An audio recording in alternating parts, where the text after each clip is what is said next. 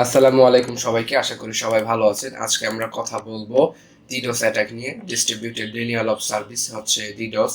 ওকে, so এটা মূলত কি সেটা আমাদের প্রথমে জানতে হবে।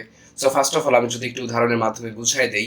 ধরুন ধরুন আপনি হচ্ছে পরিমাণ মতো খাবার খান প্রত্যেকদিন, ঠিক আছে? প্রত্যেকদিন একটা নির্দিষ্ট পরিমাণ মতো খাবার খান, কিন্তু সেই পরিমাণের বেশি যদি 2 গুণ, 3 গুণ, 4 গুণ, 5 গুণ, 10 গুণ আপনাকে খাবার দেওয়া হয়, আপনি কি খাইতে পারবেন? আপনি কিন্তু খাইতে পারবেন না। দেখা গেছে যদি আপনি জোর করে খাইতে চান, বমি হইতে পারে, পেট খারাপ হইতে পারে, ঠিক আছে? কিন্তু সেটা কিন্তু আর সম্ভব না। আপনার কিন্তু পরিমাণের বেশি কিন্তু খাওয়া আপনার পক্ষে কিন্তু সম্ভব না, ঠিক আছে? সো এরকমই একটা ওয়েবসাইটের আমি যদি একটু করি, এটা ধরেন একটা ওয়েবসাইট, ঠিক আছে? এটা ধরেন একটা ওয়েবসাইট।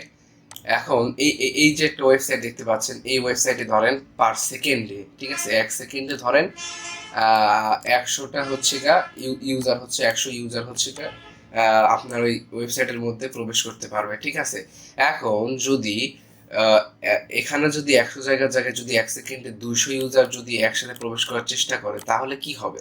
তাহলে যেটা হবে, ওয়েবসাইটটা কিন্তু কাজ করবে না, ঠিক আছে? ওয়েবসাইটটা কিন্তু ডাউন হয়ে যাবে। সো এখন বিষয়টা হচ্ছে কি, ধরেন 1 সেকেন্ডে 100 ইউজার লিমিটের জায়গায় যদি 100-র বেশি হয়ে যায়, তাহলে অবশ্যই কিন্তু সাইটটা ডাউন হয়ে যাবে। সাইটটা কিন্তু বারবার লোড নিবে, তারপর কিন্তু সাইটটা কাজ করবে। মানে এরকম, যতক্ষণ না পর্যন্ত 100তে লিমিটেশনে চলে আসবে ততক্ষণ পর্যন্ত কিন্তু এরকমই করবে।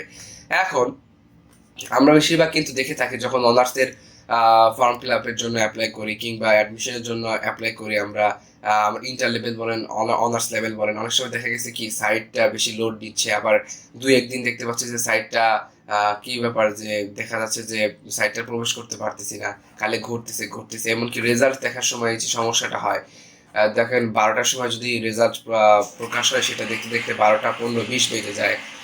সো আহ, উম, একটা বিষয় হচ্ছে যে ইউজার লিমিটের কারণে এই কাজটা হয়ে থাকে।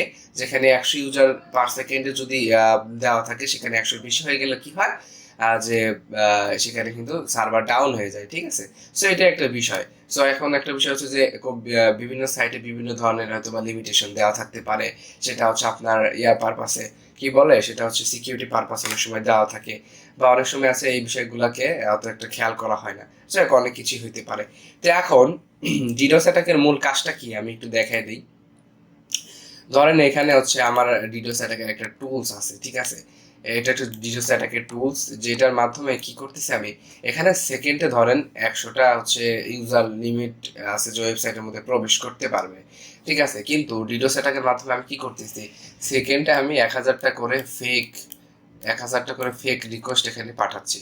ওকে, যখন 1 সেকেন্ডে 100 জায়গায় আমরা 1000, 100টা জাস্ট আমি বোঝানোর জন্য বলতেছি আর কি, 100টার জায়গায় যখন আমরা 1000টা রিকোয়েস্ট পাঠাচ্ছি, তখন কি হবে, সেই ওয়েবসাইটটা কিন্তু কাজ করবে না, লোড নিতে পারবে না, তার কিন্তু লিমিটেশনের বাইরে চলে যাবে, তখন সেটা ক্র্যাশ করে যাবে, সার্ভার ডাউন করে যাবে, এবং ওই ওয়েবসাইটে থেকে আসলে কোনো রকমের আমরা কাজ করতে পারবো না, বা ওয়েবসাইট থেকে কোনো ইনফরমেশন নিতে পারবো না, প্রোডাক্ট পারচেস করতে পারবো না।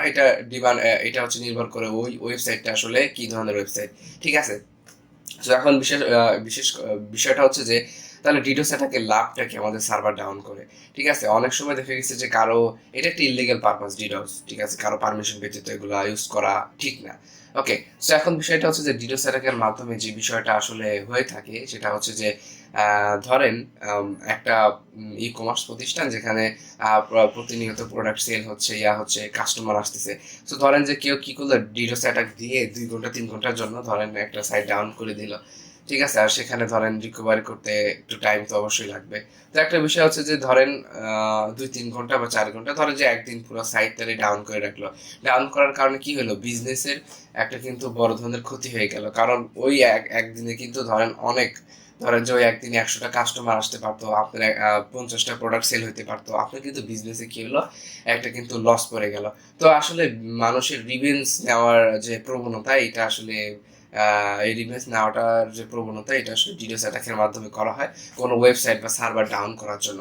তো এটা পুরোপুরি হচ্ছে ইলিগাল একটা প্রসেস। এই প্রসেসটা আসলে আমরা সবসময় যদি কোনো টেস্টিং পারপাসে কাজ করি তখন এটা করতে পারবো, বাট এর বাইরে আমরা এগুলো কখনোই করবো না। জাস্ট এডুকেশনাল পারপাসে আমরা এই জিনিসটা শিখবো, আমাদের শিখে রাখা দরকার। তো একটা বিষয়টা হচ্ছে ডিডোস অ্যাটাকের জন্য ফাইন্যান্সিয়াল যে লস বা বিজনেসটাকে ডাউন করে দেওয়ার জন্য, বা ধরেন কারো গ্রোথ কমায় দেওয়ার জন্য আসলে অ্যাটাকটা দেওয়া হয়, যাতে তার লস হয়।